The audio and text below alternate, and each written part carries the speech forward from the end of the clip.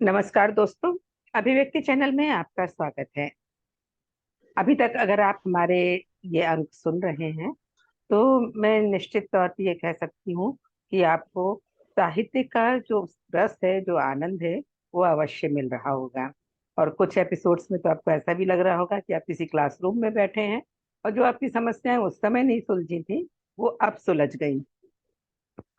और आज के इस अंक में भी हमारे चिर परिचित विद्वान मेहमान जो काशी से जुड़ते हैं वो हैं बहुतत्ववेत्ता डॉक्टर गौतम चटर्जी। तो आइए सबसे पहले उनका स्वागत करते हैं। डॉक्टर गौतम चटर्जी, आपका स्वागत है। इस स्वागत से मैं अभिभूत हूँ, प्रतिकृत हूँ मेनका जी। बहुत बहुत आपका अभिनंदन।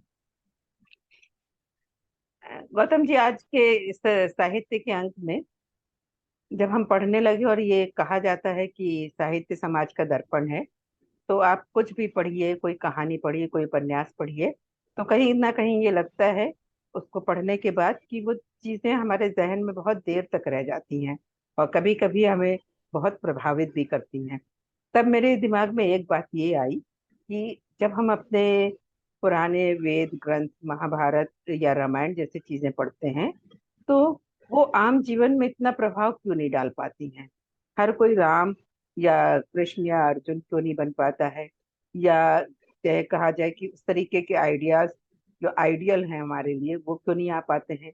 हर कोई विवेकानंद या कबीर क्यों नहीं बन पाता है, गौतम बुद्ध क्यों नहीं बन पाता है। तो इस विषय पे आप हमें बताएं कि ऐसा क्यों होता है। पढ़ते तो हम सभी हैं, सुनते भी हम सभी हैं, और मॉरल साइंस हमारे छोटी क्लासेस में प्रेस्क्राइब्ड भी होती है केवल इसीलिए कि हम एक अच्छे इंसान बने। तो इसका क्या कारण है? मुझे लगता है कि मुझे अनुभव हुआ है कि ये प्रश्न हर उस व्यक्ति का है जो बेहतर इंसान बनना चाहता है, क्योंकि बेहतर मनुष्य, एक ट्रांसफॉर्म्ड ह्यूमन बीइंग होने की जो इच्छा है हमारे भीतर, वो भी हमारे अंदर इंट्रिंसिकली है, अर्नेस्ट है। अर्नेस्ट यदि नहीं भी है तो इन्नेट। अर्नेस्ट होता तो आदमी ट्रांसफॉर्म कर देता अपने आप। तो लोगों में ये बेहतर होने की इच्छा है। जब तक वो बेहतर नहीं हो पाता, वो बेहतर दिखने की कोशिश करता है ना। अगर सोशल नेटवर्क पर भी देखिए तो मेरे अंदर क्या गुण है, मेरे अंदर क्या प्रतिभा है, मेरा कितना सम्मान है समाज में या सब जगह, मेरा कितना महत्व है, ये वो बताने की कोशिश करता है।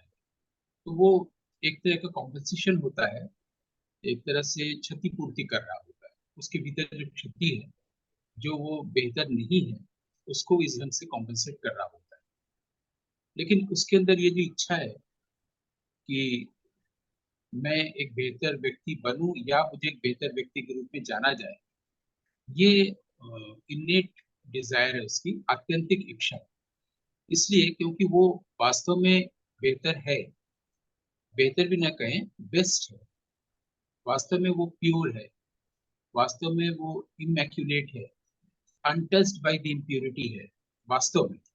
तो वो जो वास्तव में है, वो उसको इत्तला करता रहता है, भीतर से उसका द्वार खटखटाता रहता है, उसको ये आहट दे रहा होता है कि तुम दरअसल ये हो, तुम वो क्यों हो गए। तो सबकी ये इच्छा है, इसलिए वो ये प्रश्न भी करता है। और ये जो भी आपने प्रश्न किया, ये प्रश्न मुझसे भारत में भी कई लोगों ने इंटरव्यूज के दौरान, सेमिनार और वेबिनार के दौरान मुझसे पूछा है। और यही प्रश्न भारत के बाहर भी कई लोगों ने मुझसे पूछा है। यानी ये कॉमन क्वेश्चन है। और इसको मैं अपने अनुभव से जब मैंने बताने की कोशिश की कि मैं कोई थ्योरी में नहीं जाऊंगा, मैं कोई सपोजिशन में नहीं जाऊंगा, मैं क्या अनुभव करता हूं उसको बताऊं। क्योंकि सबसे पहली या शुरुआत हमारे अपने पास से होती है। मुझे अगर बहुत दूर चलना है तो पहला कदम तो मैं यहीं पे रखूंगा ना। अगर मैं घर में हूँ तो मेरे पिता, मेरे पति, मेरी पत्नी, मेरे बच्चे, वहां पर मेरा व्यवहार कैसा है। फिर तो मोहल्ले में, फिर समाज में होगा ना। तो शायद इसीलिए ये प्रोवर्ब बना है कि चैरिटी बिगिंस एट होम। तो वहां पर मैं कैसे रिस्पॉन्ड करता हूँ, मेरा व्यवहार कैसा है शुरुआत में, मैं कहाँ पर हर्ट होता हूँ, कहाँ पर मैं हर्ट करता हूँ, और कहाँ पर मैं बेहतर नहीं, है ना। लेकिन सवाल ये है जो आपने पूछा कि हमने सारी चीजें पढ़ी हैं, वेद से लेकर रामायण महाभारत होते हुए, बुद्ध और कबीर होते हुए, रामकृष्ण परमहंस और विवेकानंद।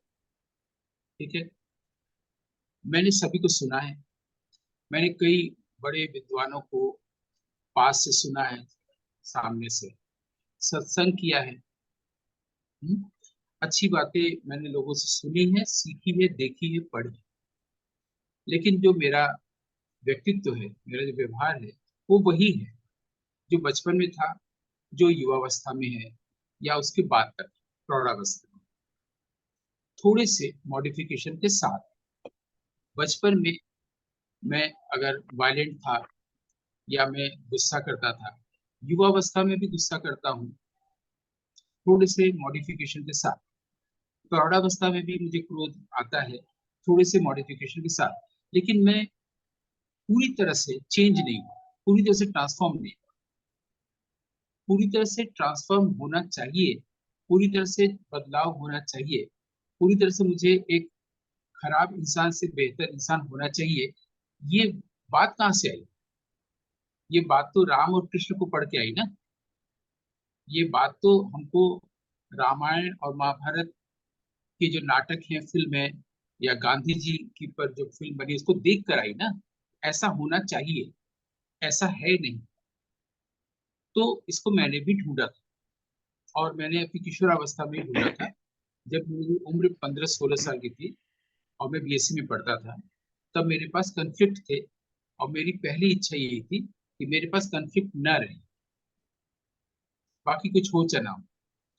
उस वक्त मेरे भी आदर्श थे। आप जानती हैं कि बंगाली घरों में अमूमन उस वक्त होता था, आजकल का पता नहीं है, उसमें रविन्द्रनाथ ठाकुर की एक फोटो होती है घर में, हो सुभाष चंद्र बोस, गांधी जी, विवेकानंद, रामकृष्ण परमहंस, इन लोगों की तस्वीरें हुआ करती थी, जिसको मढ़वा के कमरे में रखा जाता था। ये जनरेशंस। और रामकृष्ण परमहंस की तस्वीर तो पूजा घर में जो विग्रह बाकी है उनके साथ रखा जाता था, अभी भी रखा जाता है, क्योंकि उनको भगवान माना जाता है। ऐसे कुछ घरों में बुद्ध की मूर्तियां या फोटोग्राफ्स होते हैं। बंगाली परिवारों में बचपन से ही आपको रविन्द्रनाथ ठाकुर और विवेकानंद पढ़ना ही है, वो कल्चर में है। ठीक है, तो इन सब को जानने वो सब अच्छा लगता है, हमारे मन को लुभाता है। फिर हम लोग हिंदी के साहित्य को भी पढ़ा, कबीर, रहीम, सूर, तुलसी, इन सबको भी जाना।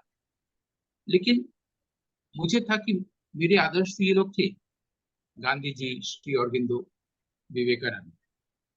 लेकिन उससे पहले मैं जो डायरेक्ट फेस कर रहा था, जिसको मैं कह रहा था पहला कदम, वो था कन्फ्लिक्ट। ये सब पढ़ रहा था, जान रहा था। यहाँ आनंदमय आश्रम में संवाद सत्संग सुनने मुझे ले जाया जाता था। कई और संवाद हुए, जय कृष्णमूर्ति के साथ सेमिनार, पब्लिक टॉक राजघाट में होता था, उस सुनने जाता था। तो सबसे पहले आनंदमय आश्रम, फिर उसके बाद जय कृष्णमूर्ति, फिर प्रेमलता शर्मा जी यहाँ थी, वहां भी सेमिनार होते थे म्यूजिक को लेकर। इन सब चीजों को मैं देखता था, सुनता था, अटेंड करता था, और मुझे लगता था मेरी पर्सनैलिटी में ट्रांसफॉर्मेशन हो रहा है। लेकिन मैं देखता था कि जो मेरे अंदर मूलभूत चीजें हैं, जैसे गुस्सा आना, वायलेंट होना, घृणा होना, ईर्ष्या होना, वो तो उसी रूप में है। कोई असर नहीं हो रहा है विवेकानंद पढ़ने का और बिंदु पढ़ने का, भले मुझे समझ में आए चाहे ना आए। तो मुझे, मैंने एक चीज किया कि कन्फ्लिक्ट मेरे पास नहीं होगा, ये मेरे अंदर पहली इच्छा है। अब ये 15 साल की उम्र की बात है, यहाँ मैं थोड़ा सा ऑटोबायोग्राफिकल हो जा रहा हूँ, लेकिन मैं उसी अनुभव से ही कुछ बता सकता हूँ। 15 से 18 साल की जो उम्र थी, उसमें मुझे एक रास्ता दिखा। रास्ता ये नहीं दिखा कि कैसे मैं ट्रांसफॉर्म हो जाऊं और अच्छा इंसान हो जाऊं। मुझे रास्ता ये दिखा कि मैं क्यों अपने आप को बदल नहीं पा रहा। तमाम साहित्य पढ़ने के बाद, तमाम दोस्तोवस्की और चेखोव को पढ़ने के बाद, तमाम रविन्द्रनाथ और प्रेमचंद को पढ़ने के बाद, मैं क्यों बदल नहीं पा रहा। उसका रास्ता दिखा मुझे 18 साल के। और वो ये था कि मैं अपने आप को जो मान लिया हूँ वो दरअसल मैं हूं ही नहीं। जो गौतम चैटर्जी का जो रूप है, जो आवाज है, वो ईगो है। ईगो का मतलब फ्रॉइड के ईगो नहीं, दर्प के अर्थ में नहीं, दर्प, अहंकार, उस अर्थ में नहीं। एक तत्व के स्तर पर, जैसे मनस या मन या बुद्धि या अंतःकरण, उसी अर्थ में अहंग। अहंग का मतलब अभिमान, अहंकार, घमंड, वो नहीं। तो वो मैं, बॉडी को मैं मानता हूँ कि मैं हूँ, वो इसका मतलब है कि मैं माइंड को मानता हूँ कि मैं, अहंग को मानता हूँ कि मैं हूँ, बुद्धि को मानता हूँ कि मैं। और ये सारा चीज एक खास समय में डेवलप हुआ है। और वो समय सिर्फ 18 साल का नहीं है, बल्कि 18,000 साल का। उसको मैं अपना मानता हूँ। दरअसल उसके पीछे मैं एक्चुअली, लेकिन मैं मानता हूँ ये जो नेम एंड फॉर्म है गौतम चैटर्जी, जिसका एक नाम है, एक रूप है, उसको मैं मानता हूँ कि मैं। ठीक है। अब ये अहंग है, ये माइंड है। ठीक है। जिसकी कंडीशनिंग हुई है 18 सालों में, 18,000 सालों में। ठीक है। अब जो कुछ मैं पढ़ता हूँ, सुनता हूँ, सीखता हूँ, वो मुझ में ट्रांसलेट हो जाता है। यानी उस माइंड में, उस ईगो में ट्रांसलेट हो जाता है। उसके पहले जो मैं हूँ वहां तक तो पहुंचता ही नहीं। तो मैं यहाँ पर हूँ और ये सब कुछ यहाँ ट्रांसलेट हो जाता है। तो इसे लगता है, इस मैं को लगता है कि मैं बहुत पढ़ा लिखा हूँ, मैं बहुत विद्वान हूँ, मैं काश्मीर शैव दर्शन पर बोल सकता हूँ, मैं संस्कृत, अंग्रेजी और गणित जानता हूँ, इसको लग रहा है। ये तो मैं यहाँ तक पहुंचा ही नहीं। तो जितना आपसे आ रहा है वो सब इसको और मोटा बनाता जा रहा है, दीवार को। मेरे और आपके बीच, मेरे और सत्य के बीच, ये जो पर्दा है, इसमें सब ट्रांसलेट हो जा रहा है। ये मुझे दिखा, कन्फ्लिक्ट का कारण दिखा।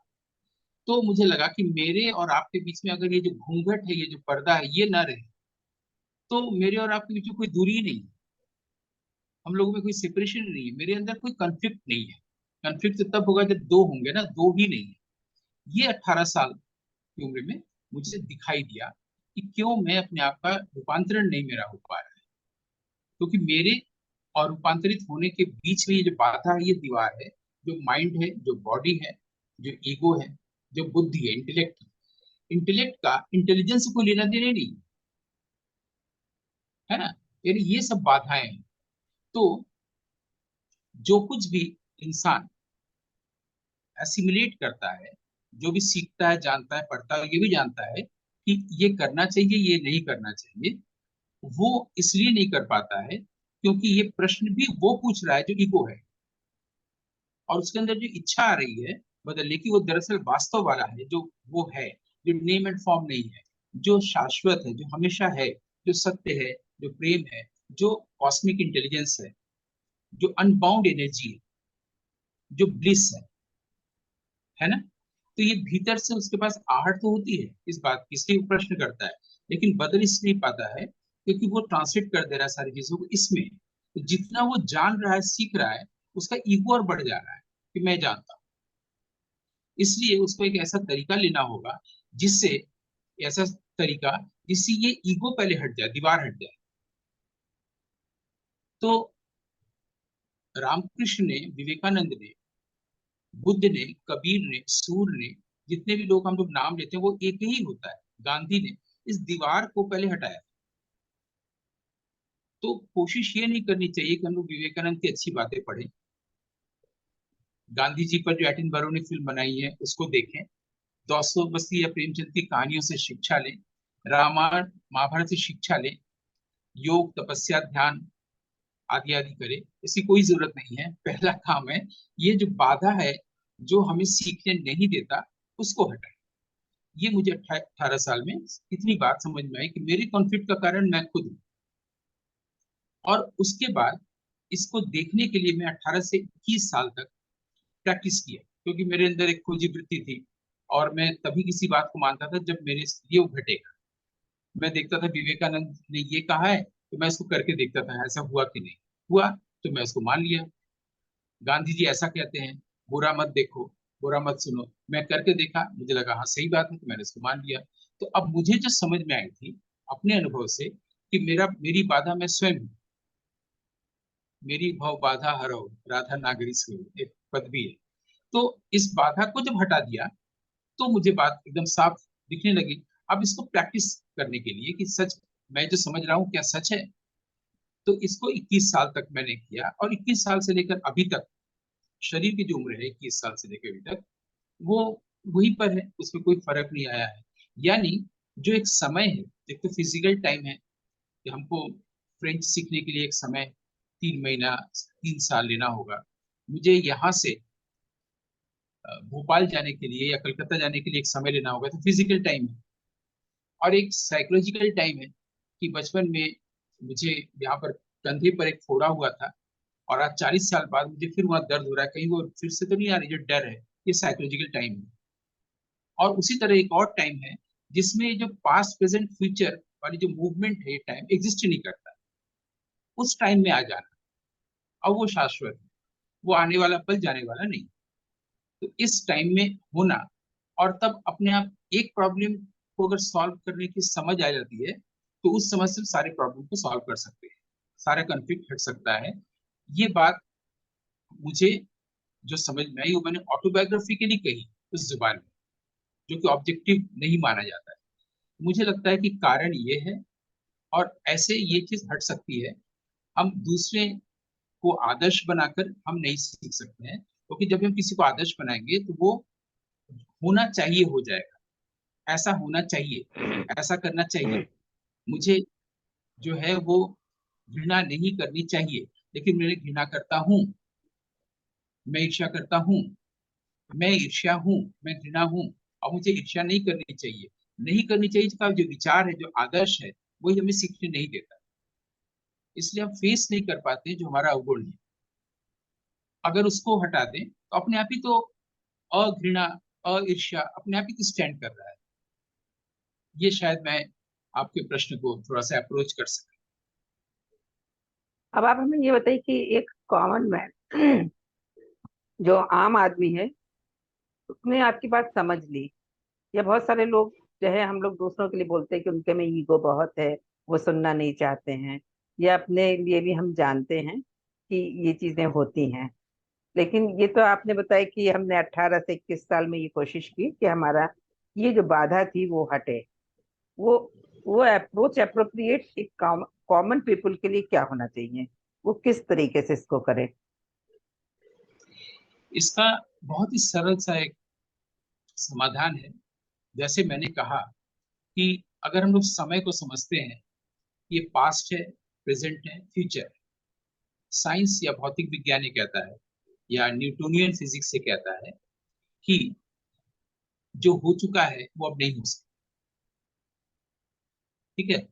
तो इस जो समय की जो धारा है, जो काशी में जो गंगा नदी बह रही है, उत्तर वाहिनी, एक सिरे से दूसरे सिरे तक, अतीत वर्तमान भविष्य जो समय चल रहा है, उसके अलावा भी एक समय है जहां पर ये मूवमेंट नहीं है, जहां कोई मूवमेंट नहीं है, लेकिन फिर भी मूवमेंट इस अर्थ में नहीं, जिस तरह से हम गंगा नदी को देख, समय की धारा को देख रहे हैं। एक समय ऐसा भी है जहां पर ऐसा मूवमेंट नहीं है, उसको हम इमूवेबल मूवमेंट कह सकते हैं। जैसे समय की मैंने बात की, वैसे ही सुनना भी है। जो हम सुनते हैं, सुन के हम चीजों को समझते हैं, फिर रेस्पॉन्ड करते हैं। इसके अलावा भी एक सुनना होता है, जिसमें हमारे भीतर कोई विचार नहीं चल रहा होता है, विचार की धारा नहीं चल रही होती, हम सिर्फ सुनते हैं। उद्देश्य होता है कि हमको सुनना है, सीखना है। हमारे पास अपने कोई पूर्वाग्रह नहीं होते हैं, हमारे पास अपने बारे में कोई इमेज नहीं होता है, कोई अहंकार नहीं होता है कि मैं जानता हूँ, नहीं जानता हूँ, ज्यादा जानता हूँ, सामने वाला क्या जानता है, कुछ नहीं होता है। सिर्फ सुनते हैं। जब हम सिर्फ सुनते हैं, उसी पल पूरा ट्रांसफॉर्मेशन घट जाता है। कितना सरल है। अच्छा। हाँ, ये बात तो, वैसे मैंने देखा है कि आपके ज्यादातर लेक्चर्स में आपने इस बात पे जोर दिया है कि सुनना, जो आपने सेकंड वाला सुनना बताया, जिसमें हमारे अंदर कोई इंट्यूशंस ना हो, कोई पूर्वाग्रह ना हो, और हम सिर्फ सुने। तो वो सचमुच एक प्रैक्टिस की बात होती है। लेकिन धीरे धीरे अगर इसको किया जाए तो हो सकता है, संभव है ये। मैंने करके, जैसे आपने अपना ऑटोबायोग्राफिकली बताया कि ऐसा आपने किया, वही आपके कहने से मैंने भी ऐसा किया कि सुनना वाला मैंने सुना, कि जब हमारे पास कोई इंट्यूशन नहीं होता है, किसी तरह के पूर्वाग्रह नहीं होते हैं, कुछ भी नहीं होता है, हम सिर्फ सुन रहे होते हैं, तो वो एक ऐसी स्थिति होती है जिसमें हम प्रेजेंट में भी नहीं होते हैं शायद, केवल सुन रहे होते हैं। उसमें हमें प्रेजेंट पास्ट फ्यूचर को कोई फीलिंग नहीं होती है, और वो एक अलग स्टेट होता है जो मैंने फील किया। अब पता नहीं वो सही फीलिंग है या नहीं, पर ऐसा मैंने फील किया। अब आप ये बताइए कि सुनने वाली बात तो आपने कही, तो रामायण महाभारत या इन चीज को सुना नहीं जाता है, इनको तो हम पढ़ते ही हैं। या और एक तरीका जिसको ये कहा जाए कि फिल्में हैं, तो जब हम सुनने की बात करते हैं, तो इस तरीके की फिल्में हमारे पे कितना प्रभाव डालती है, या इस तरह की क्या फिल्में बनी जो वास्तव में आदमी में ट्रांसफॉर्मेशन ले आ सके? आपने पहले एक प्रश्न किया, फिर दूसरा एक प्रश्न किया, और अभी ये तीसरा प्रश्न है। हम्म। तीसरे प्रश्न से पहले क्या मैं आपसे एक प्रश्न कर सकता हूँ जिसके लिए बहुत कम समय लगेगा उत्तर देने में? हम बताइए। आपको पता है कि इस समय पूरे विश्व की प्रेजेंट क्राइसिस क्या है? क्राइसिस पूरे वर्ल्ड में। प्रेजेंट क्राइसिस अगर कहा जाए तो पीस ऑफ माइंड ही कह सकते हैं, कि ज्यादातर लोगों के पास यही चीजें नहीं है। सब कुछ होते हुए भी जो है, उनके पास पीस ऑफ माइंड नहीं है। मुझे जो दिखा है हम्म। पूरे विश्व ब्रह्मांड में कि एकमात्र जो क्राइसिस इस वक्त है वो है सुनने की असमर्थता। कोई व्यक्ति सुनना नहीं चाहता है, वो बोलता है। इसीलिए 1940-50 के आसपास जो साइकेटिस्ट थे, साइकोलॉजी के लोग थे, साइकोलॉजिस्ट थे, फ्रॉइड, एडलर, यूंग, इस समय में उन लोगों ने कहा था एक वक्त आएगा जब हर व्यक्ति को एक साइकेटिस्ट की जरूरत है। हर व्यक्ति को, वो बोलेगा या बोलेगी, साइकेटिस्ट सुनेगा। आज आप देखिए किसी भी संबंध में, चाहे वो लवर बिलेवेट का संबंध हो, माँ बेटे का संबंध हो, पिता बेटी का संबंध हो, हर प्रकार के संबंध में ये स्थिति हो गई है। एक बोलता है और वो चाहता है दूसरा से उसे सुने। वो जीवन भर बोलता रहे, वो जीवन भर सुनता रहे। तो यही उन्होंने कहा था कि हर को एक साइकेट्रिस्ट की जरूरत है, प्रेम की जरूरत नहीं है, लवर बिलेवेट या हस्बैंड वाइफ की जरूरत नहीं है। एक सिर्फ बोले और दूसरा सिर्फ सुने, ऐसा दूसरा चाहिए। तो मुझे लगता है कि 21वीं शताब्दी में, डिजिटल एरा में, ये एकमात्र क्राइसिस है, सुनने की असमर्थता, सुनने की अयोग्यता। अब जहां तक आपने इसके साहित्यिक रिफ्लेक्शन या दूसरे साहित्य में रिफ्लेक्शन की बात की, तो मैंने एक बादशाह की कहानी बताई थी कि एक आदमी सैनिक था, किसी तरह से गुफा में छुपता छुपाता रात में सोया था, और बाद में पता चला कि वो एक टाइगर के साथ, एक लेपर्ड के साथ सोया हुआ है जो फीमेल है।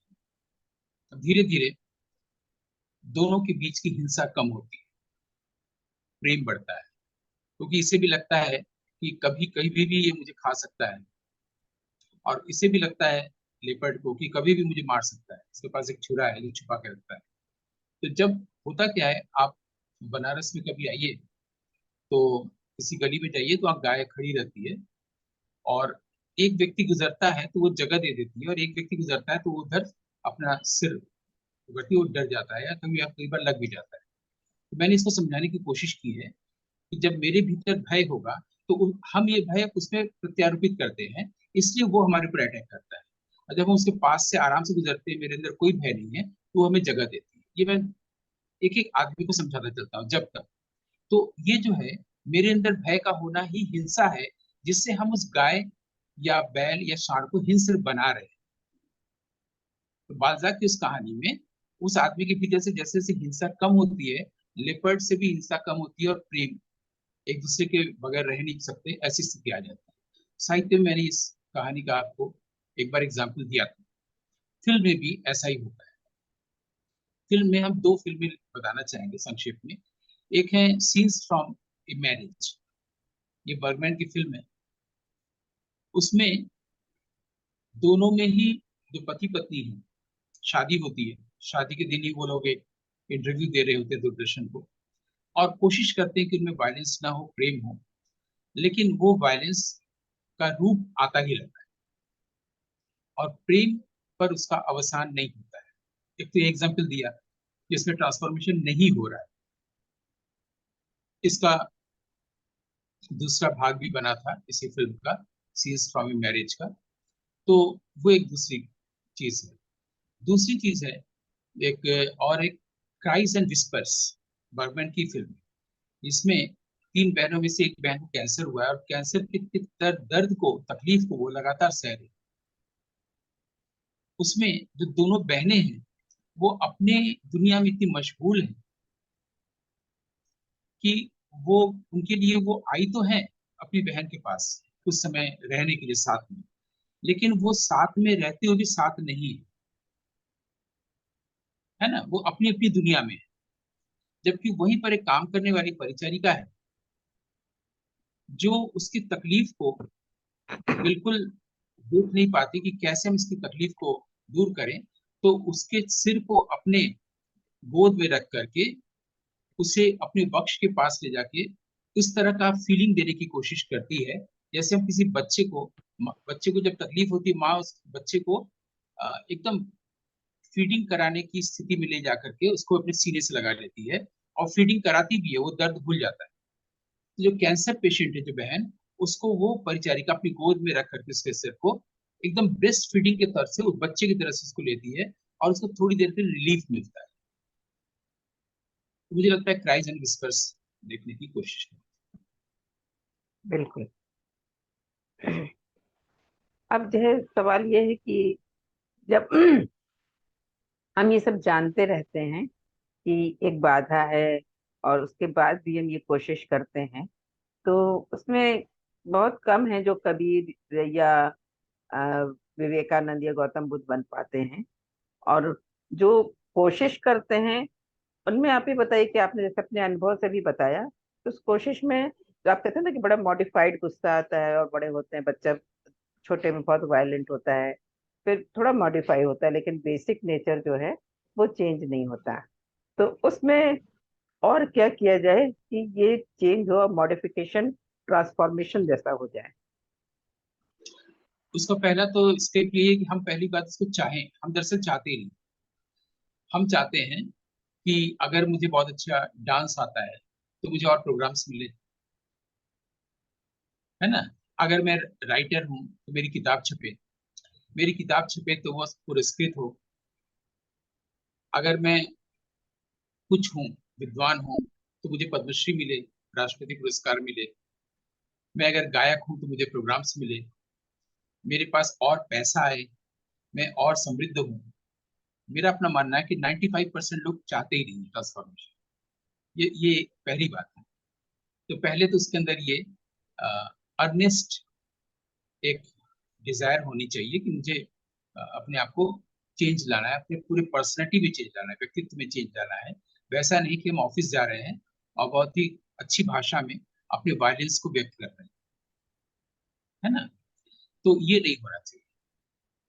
जैसे कि हम लोग जब न्यूज़पेपर में थे तो हम लोग सुनते थे कि टाइम्स ऑफ इंडिया के मालिक ने टाइम्स ऑफ इंडिया के एडिटर के साथ कहीं एक जगह जाकर के चाय पी, मेड्रास टी हाउस में दिल्ली में। फिर कार से कहा कि आइए मैं आपको छोड़ दूं। जब छोड़ा तो हाथ मिलाते हुए बोला कि आज हम लोग विदा ले रहे हैं और आशा है कल से आपका जीवन दूसरे तरह का होगा, कल से आप हमारे संस्थान में नहीं है। ये भी एक तरह का वायलेंस है जो इस ढंग से भी व्यक्त होता था। ये कहते हैं मॉडिफाइड ढंग, इसको मैं मॉडिफिकेशन कह रहा था। तो पहले तो ये इच्छा होनी चाहिए, पहले तो ये दिखना चाहिए कि हम जो कुछ भी बाहर चाह रहे हैं, हमें प्रोग्राम मिले, हमें सम्मान मिले, हमें लोग जाने, ये हमारे कॉन्फ्लिक्ट को बढ़ाता है।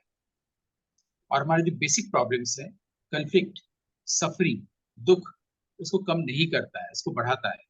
अगर ये पहले दिखना चाहिए, दिखने से ही हमारे भीतर ये इच्छा होगी कि हम अपने कॉन्फ्लिक्ट को कैसे दूर करें, बेहतर इंसान ना बने, बुरे इंसान ही रहे, लेकिन हम अपने कॉन्फ्लिक्ट को, अपने दुख को कैसे, हो रहा है, ऐसे हो रहा है कि हम ये सब चाह रहे हैं संसार से, वो चाह रहे हैं इसलिए हो रहा है, कॉन्फ्लिक्ट को कैसे दूर करें। और साथ ही ये भी अगर दिख जाता है कोई हमारी मदद कर रहा है, हम उसको सुने, इतना ही काफी। सचमुच बहुत अच्छी बात कही। हमें आपकी सारी बातों में दो बातें बहुत अच्छी लगती हैं। एक तो सुनने वाली बात, जो सचमुच प्रैक्टिकली अगर हम करके देखें, कोशिश करके देखें, तो ये बात भी उससे जुड़ी रहती है कि चाहने वाली बात है। जो हमारा सचमुच अगर हम चाहें तो हम ये चीजें कर सकते हैं। और हम ये उम्मीद करते हैं कि हमारे जो दर्शक हैं वो इसको प्रैक्टिकली मतलब अपने जीवन में ले आएंगे, उतारेंगे और करके देखेंगे। और हमें जरूर बताएंगे कि हाँ, ऐसा उन्हें कुछ ट्रांसफॉर्मेशन लग रहा है या नहीं लग रहा है। तो डॉक्टर और ये गौतम। भी जानना होगा, इसमें जोड़ दें एक लाइन, कि कोई और नहीं कर देगा। मेरे जीवन में जो ट्रांसफॉर्मेशन है वो कोई और नहीं कर देगा। कोई गुरु, कोई मित्र, कोई भी व्यक्ति हमें नहीं हील कर सकता। कोई हमारे जीवन में ये बदलाव नहीं ला सकता, हमें ही करना है। और सूरज को अच्छा करने के लिए, साफ दिखे इसके लिए, ना तो किसी सरकार की जरूरत है, ना किसी गुरु की जरूरत है। मेरा सूरज अपने आप ग्रो करे, ये दिखने की जरूरत है। और एक बार ये दिख जाएगा तो कभी भी कोई डर्टी क्लाउड जीवन में दोबारा नहीं बिल्कुल।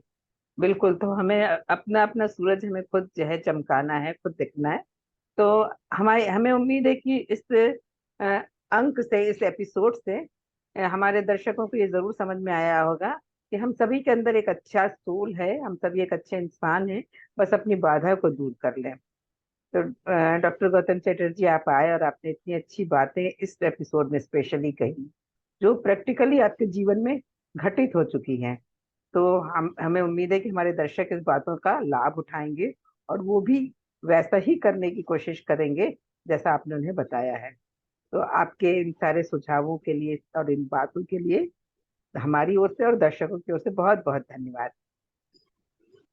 आपका अभिनंदन इस कार्यक्रम के लिए भी। बहुत बहुत धन्यवाद। तो दर्शकों, हम अपना ये अंक अब यहीं संपन्न करते हैं। मिलते हैं अगले अंक में।